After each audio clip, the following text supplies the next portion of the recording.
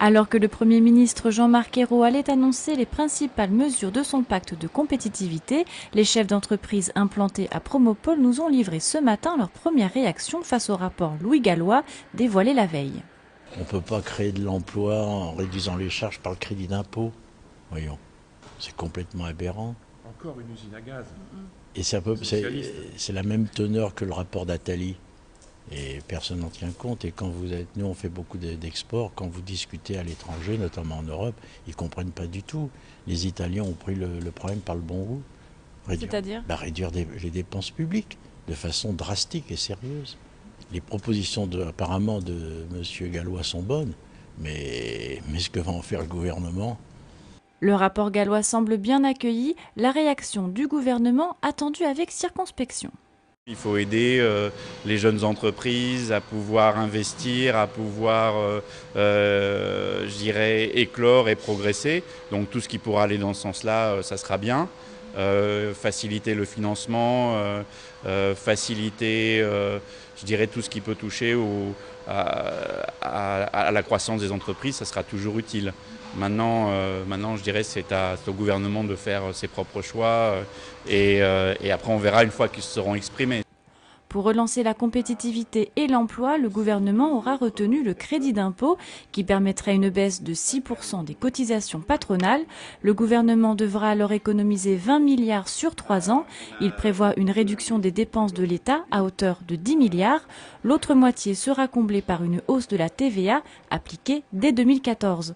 Les TPE et PME ne rejettent pas la proposition, mais les chefs d'entreprise auraient préféré une réduction immédiate des charges sociales plutôt que le crédit d'impôt. Donc l'idée de donner en crédit d'impôt des réductions de charges, c'est un non-sens absolu. Pourquoi ça? Parce qu'on va devoir finalement avancer la trésorerie pendant une année pour récupérer donc en 2013 éventuellement un crédit d'impôt sur des dépenses supplémentaires qu'on aura faites cette année. Alors que c'est vraiment une compétitivité maintenant dont on a besoin, de réduire nos coûts maintenant, de retrouver la trésorerie et non pas de dépenser plus pour retrouver hypothétiquement une compétitivité l'an prochain. Même son de cloche du côté du MEDEF. Le gouvernement demande un rapport avec des mesures simples qui peuvent être appliquées immédiatement. On a l'impression qu'on a d'un grand marchandage quand même, parce que qu'est-ce que ça veut dire? Ça veut dire quoi? Ça veut dire qu'on les payera en déduction fiscale sur 2 ou 3 ans. L'impact ne sera pas produit immédiatement et l'impact sera produit que dans 2 ans, 3 ans. Donc, je sais pas, c'est pas une mauvaise mesure, mais c'est une demi-mesure. Derrière ce crédit d'impôt de 20 milliards, le gouvernement Ayrault s'attaque au coût du travail. Souvent décrié par les entrepreneurs français, la qualification des salariés reste un gage de qualité sur le marché international. On a un petit peu de mal, je dirais, notamment lorsqu'on veut accompagner nos clients donc dans les grandes capitales asiatiques par rapport à ça. Cela dit, il ne faut pas non plus se flageller. Hein. Les ingénieurs français sont de très bons ingénieurs, très bien formés, très motivés et très reconnus sur le marché international. Du côté politique, Benoît Hamon, ministre chargé de l'économie sociale et solidaire, craint les effets de cette baisse massive des charges sur les ménages.